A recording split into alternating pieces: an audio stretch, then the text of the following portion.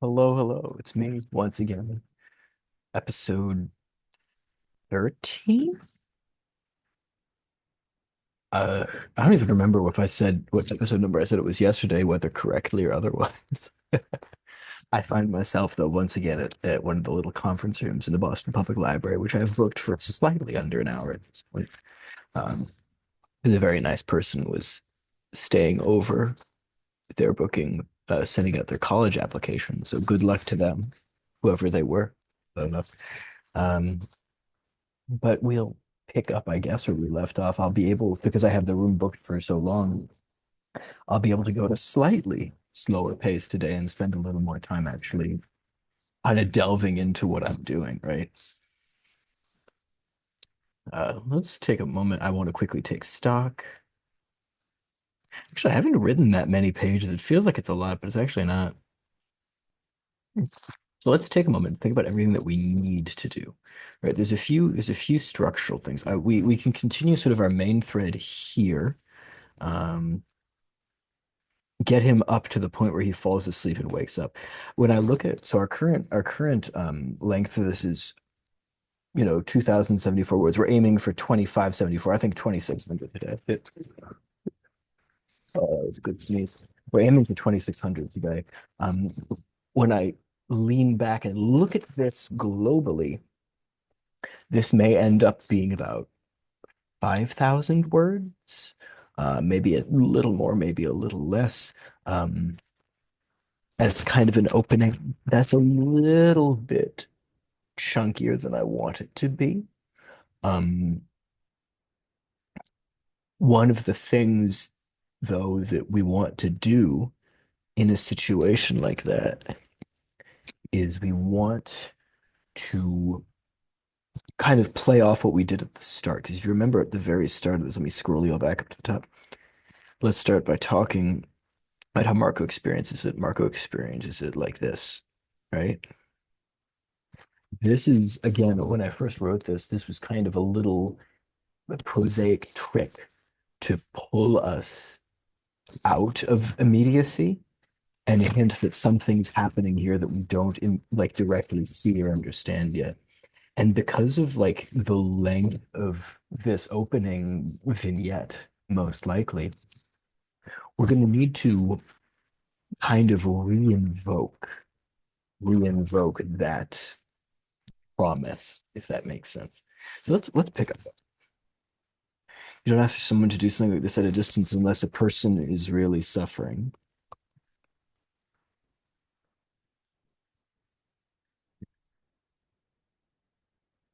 It's really suffering. His father is really suffering. Here is Marco. Where did I leave him though? Where is he physically? Did I ever? He was brushing his teeth. Marco, quite meeting his own eyes.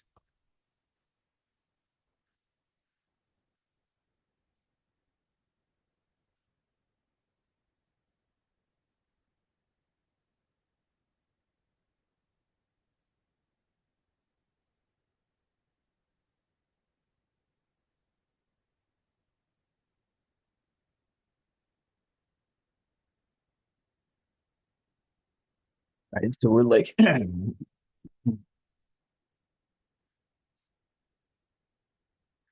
I want to do a little bit of. Also, I think let me quickly go through this.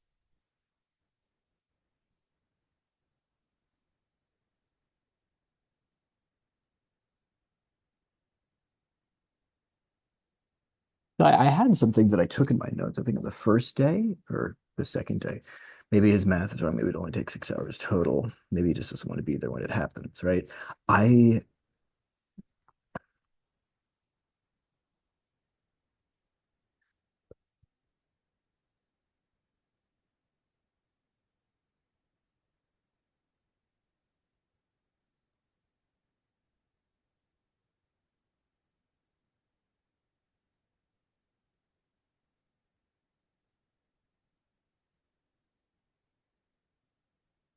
I'm gonna use that note quickly, but I'm also before I do that, I want to, like I said, re-invoke our initial promise. How did I write this?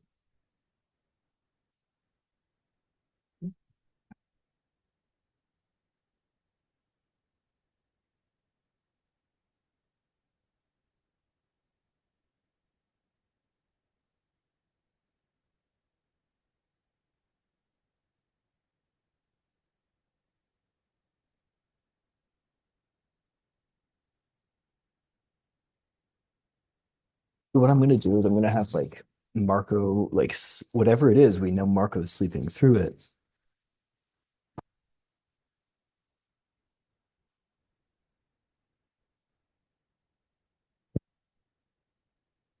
I might want to extend this a little bit, this paragraph, but other people, when they think about where they were and what they were doing, happen.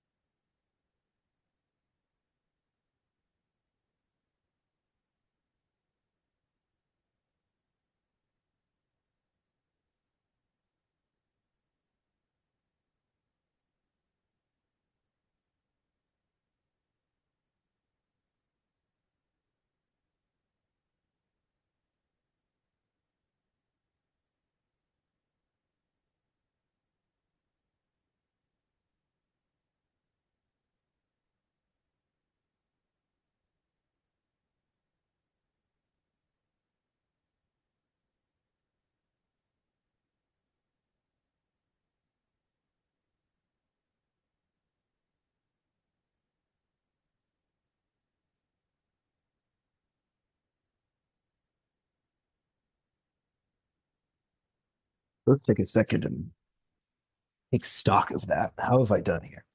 The people, when they think about where they were and what they were doing when it happened, how they experienced it. Some of them will wish that they'd experienced it like Marco's experience. Some of them will wish they just slept instead of seeing.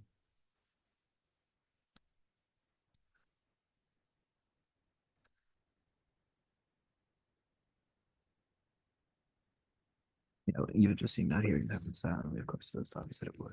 But obviously, everybody has to wake up until his alarm goes off. Yeah, I think that kind of does it, right? Again, like we're creating this idea that, okay, something's happened or something is happening. I'm still not telling you what it was, but now we know it affects multiple people, and we create this kind of distance. It's one of the things I love to do. Future tense writing, future tense snippets in the middle of things is a really, really powerful narrative tool that I think is like deeply underutilized because you can use future tense to play around with the present tense. I mean, this is one example of that, but there are a lot of different ways that this kind of technique can be used. Like if you want to say, like if I have a character and I want them to walk across the room, but it's like I don't necessarily want to like describe them walking across the room. I want to pull out of their perspective. Like if we have someone like in the corner of the room and like I read like 10 years later when the woman at the bar looks back on this blurry memory, the most she can hold on to about the man walking across the room from the coroner is that AAC. And now suddenly, like, but by doing this crazy jump into a different voice at a different time, I can actually give you details about the present moment that otherwise would be kind of forced in. It's kind of like a world building or character building trick. There's this like problem. Um, it's often like a problem when like somebody's writing a character and they want to like describe their appearance, right? Um, and they kind of fall into this trap of, oh, they see themselves in the mirror and then describe themselves, right? Like, and it's it's like it works, it does the job, but it's kind of weak as an actual like thing to do. I mean, like here's a great example actually. Why not? Let me super quick like it's the woman.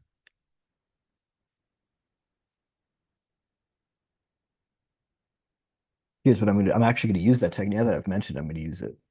Just like see it in action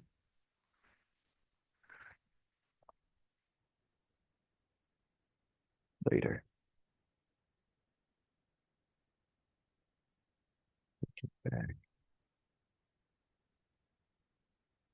She will leave me.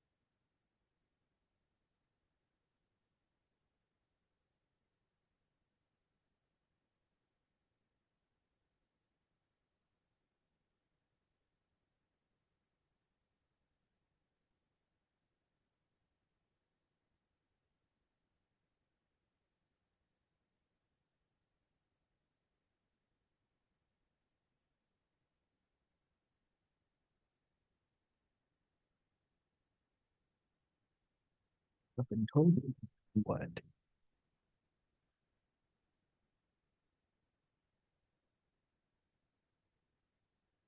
I kind of want to use.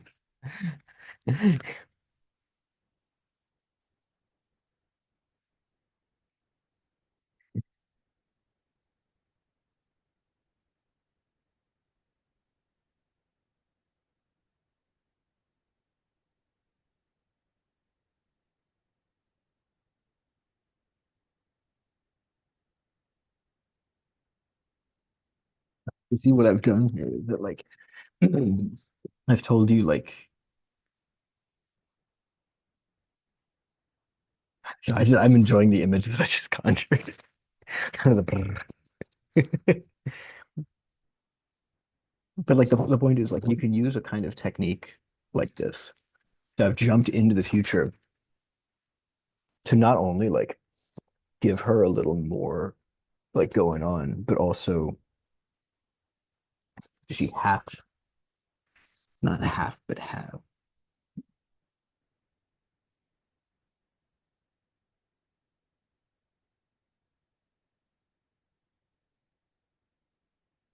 It's a bit of a longer sentence. I think like in a if I was editing this, I would find a way to chop it up a little more. There's probably some ways of like smoothing it. Like again, this is actually not like again future drafting. I'd probably want to do this image a little bit differently because it doesn't have as much as I want. And also like I don't want to make Marco like that pathetic or that pathetic sort of like but I think he'll grow on us. I think he'll grow on us. But the point is that like the technique is what we're talking about, right? But anyways, he's about to get on a plane. So anyway, yeah, yeah. His math is wrong.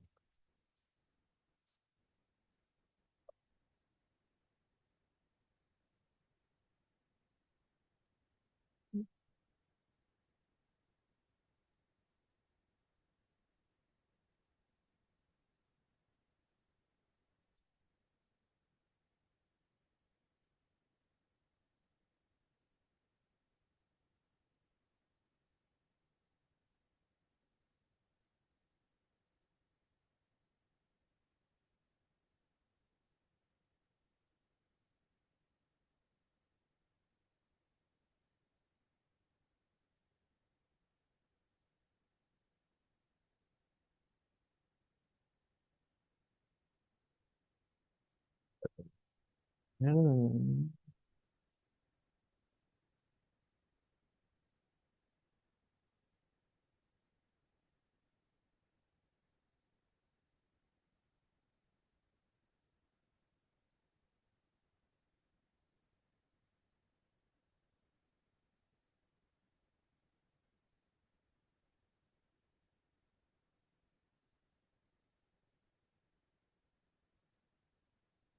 I think I want him to sleep on the couch.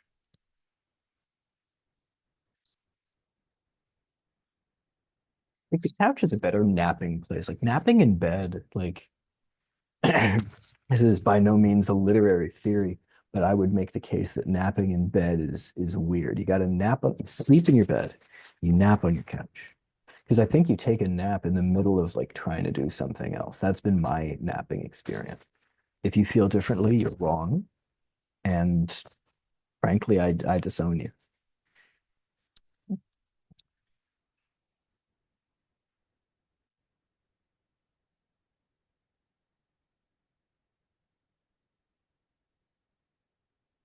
All right, 45 minutes.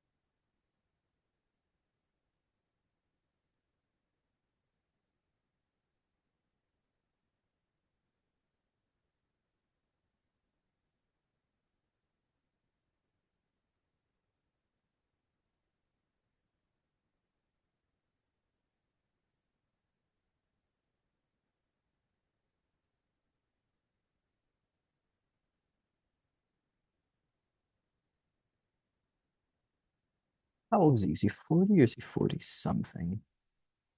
Remind myself.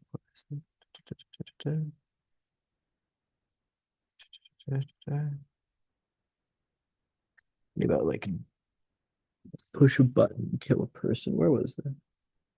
He is 40.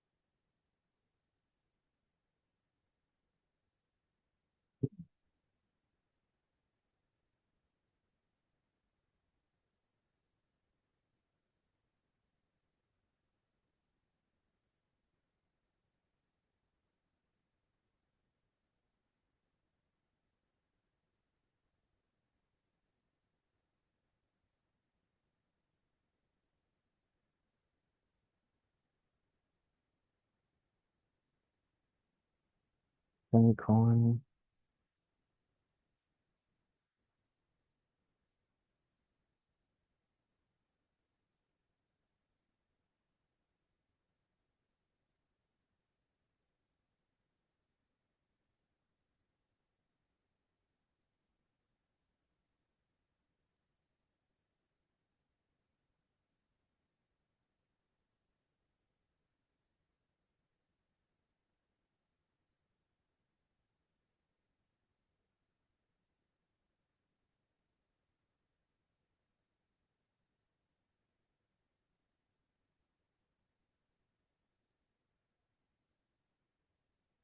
I would want to do something with it, like classic dadism of like, suffering builds character.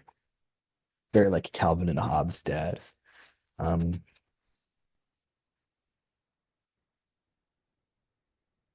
I don't know that I'm necessarily going to though. Do that. Doctors are all about family member being together, things like this. You don't ask someone to do something like this at a distance unless a person's really suffering.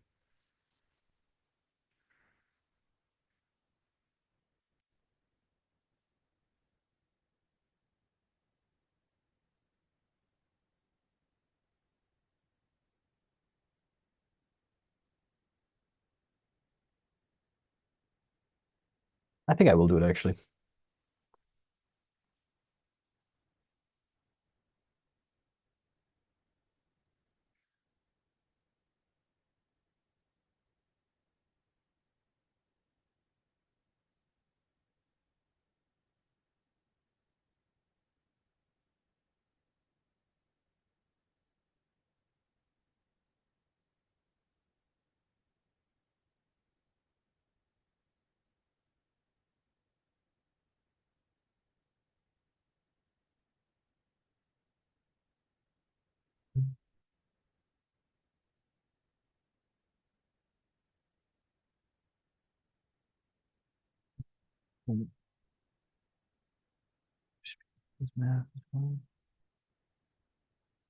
Yeah, there we go. I think we've stabilized that.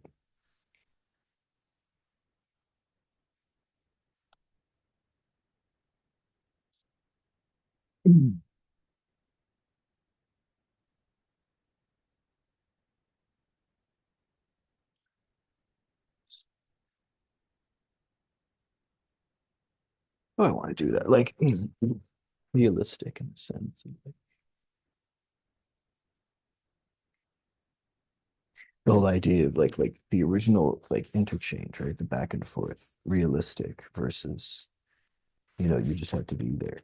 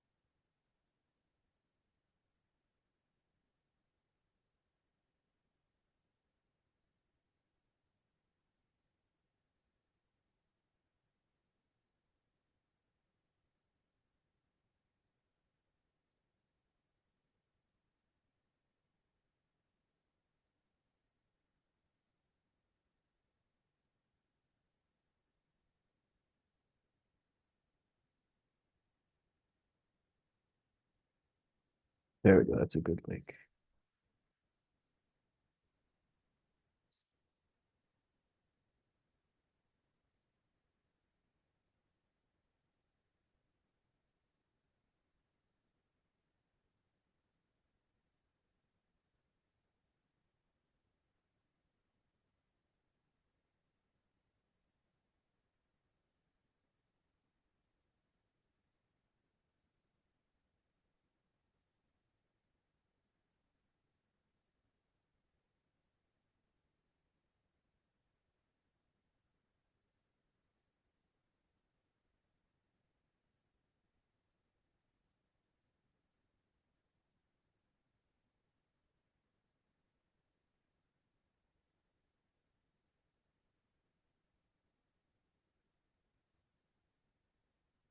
pause for a second. There's sort of two ways of like approaching this particular like phase in the story.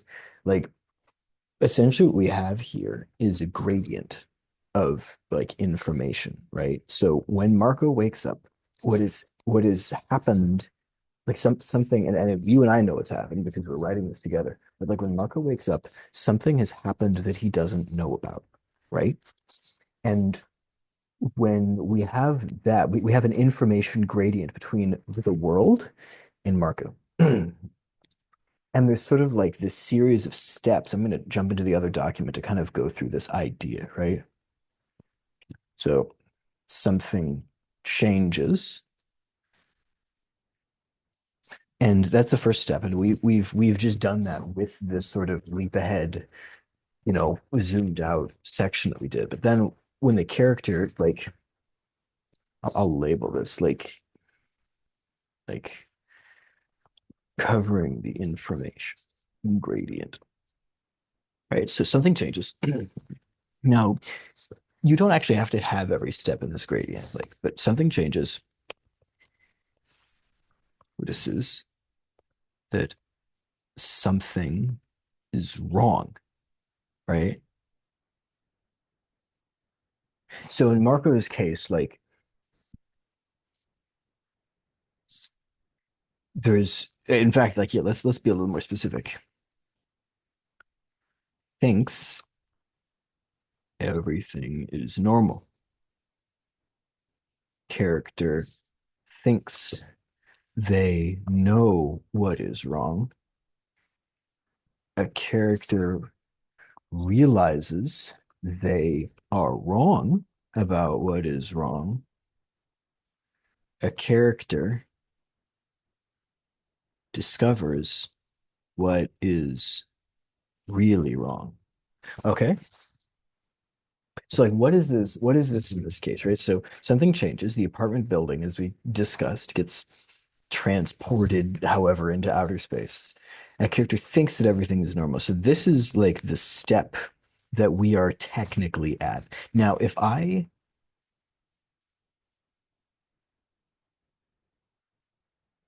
like go, wait, hold on, let me, yeah. So if I go back to this, I think that I'm actually gonna put a little thing because at some point I do want him to have this kind of response slash reaction, right? Like he's at some point going to have the feeling of, oh no, like what's happened, right? But we need to first cover the phase in theory. Again, we could if we wanted to. It is very possible to skip this, right? Like you can imagine a version of events. Sorry, I just dropped my umbrella. You can imagine a version of events where Marco wakes up and immediately sees the stars outside his window, right? And jumps straight to reacting to what it is that he thinks has gone wrong, right? And I think that there's an argument to be made for the narrative efficiency of that, but I don't know that tonally that works. Or I don't know that like in terms of the tone and the tension that works. And the reason I say that is because we as readers actually don't know what's happened here. You know, as writers we know, but as readers we don't know. In the experience of reading it, you know, this thing, right? This section here,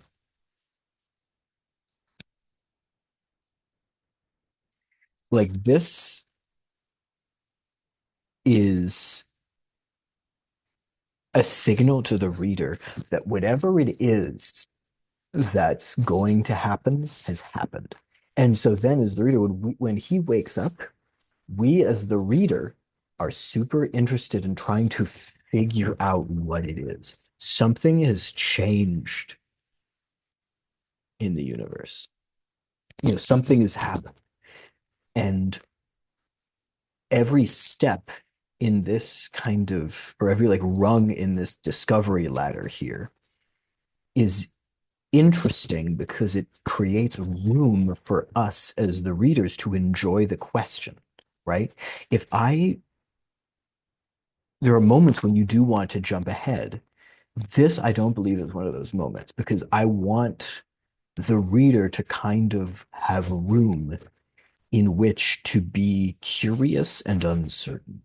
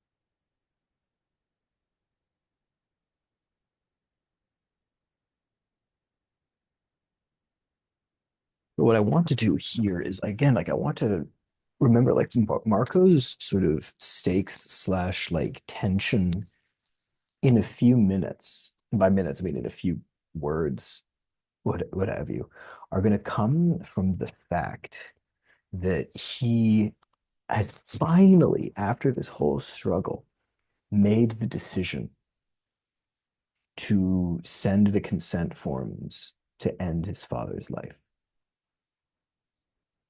right? Isn't that medical proxy?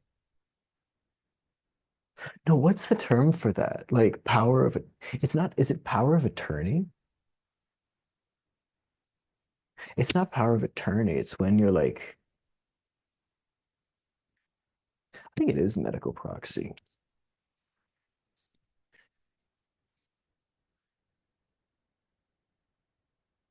I may have to research this. I'm like trying, I'm searching for like the, for some other term. I need to watch more hospital shows is what I need to do, right? Like,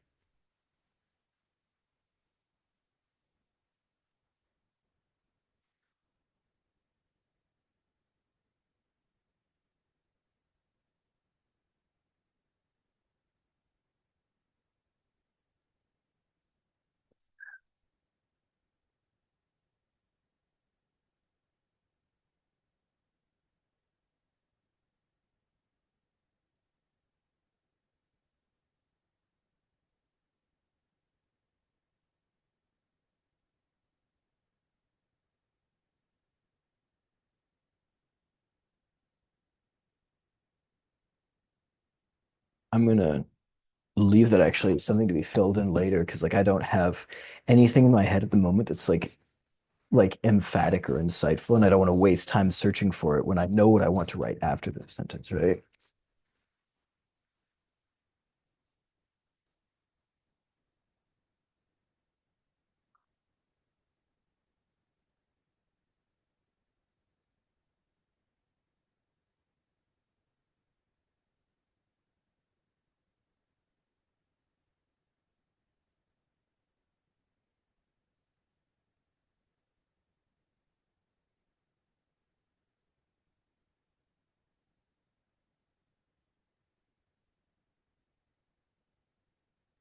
So out loud to nobody. I'm doing the to nobody thing again because I kind of like that.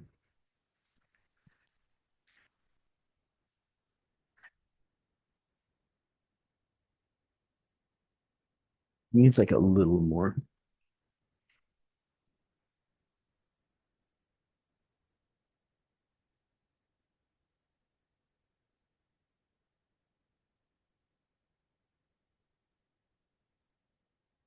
Like I want what I want to do is I want to like kind of unfold like a flower the decision that he's come to. I want us as readers to become invested in this decision, right?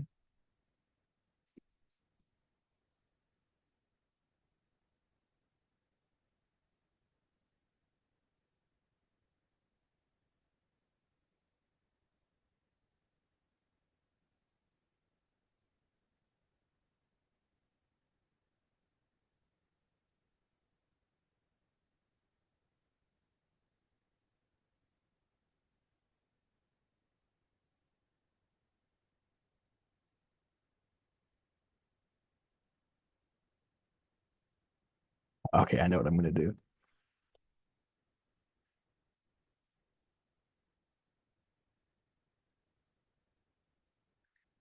I think very well placed cursing. What we're gonna do, we're gonna have him.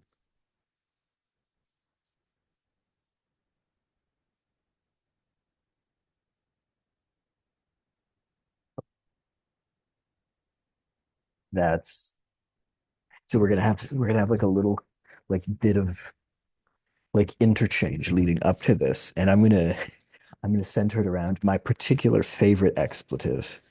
Um,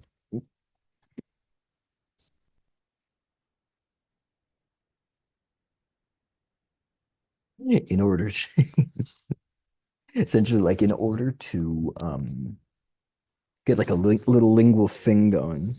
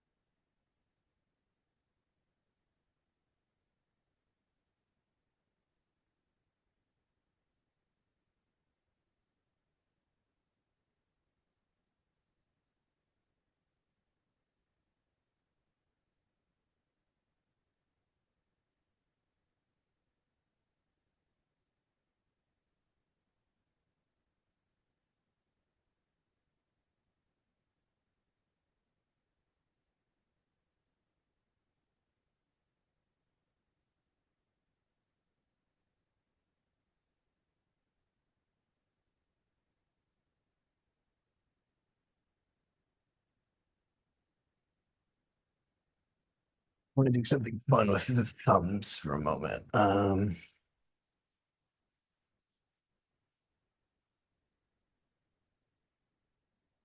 I thinking of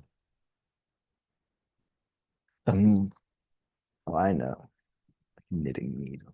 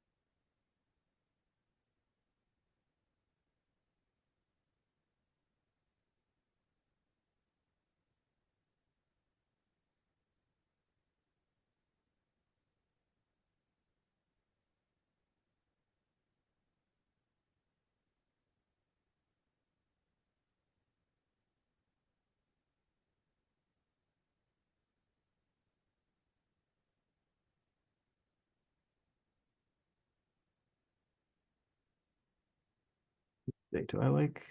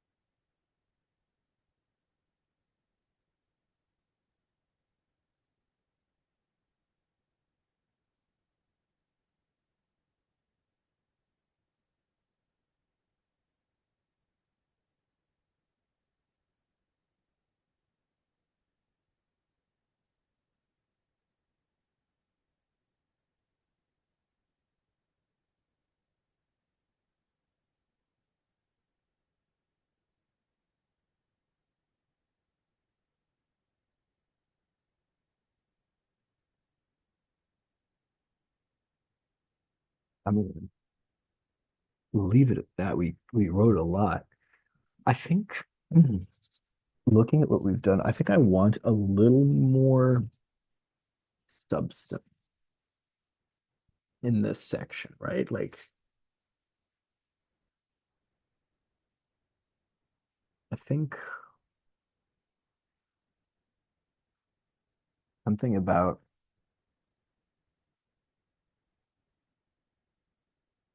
there should feel like a culmination of everything up till now. Like in the sense like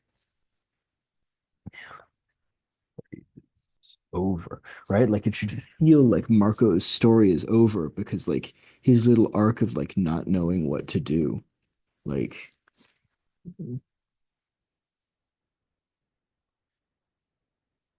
almost like the idea of like telling his father the story of making this choice. Very tender.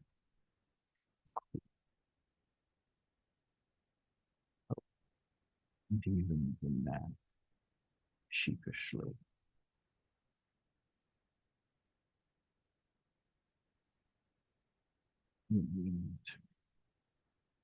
Right?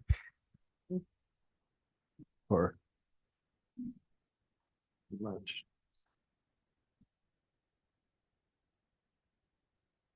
Need to find.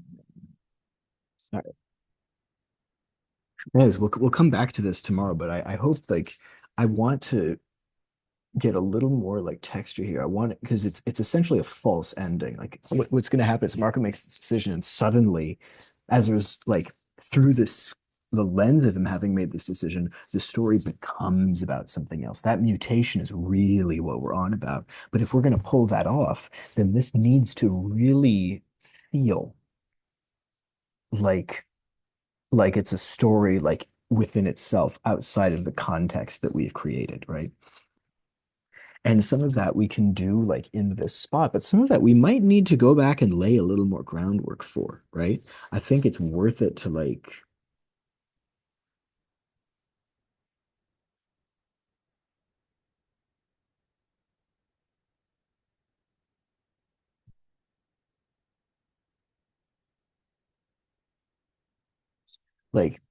I think we can find a way to kind of create a false miniature circularity. But anyways, we'll pick this up. My booking's almost done, but we'll pick this up tomorrow.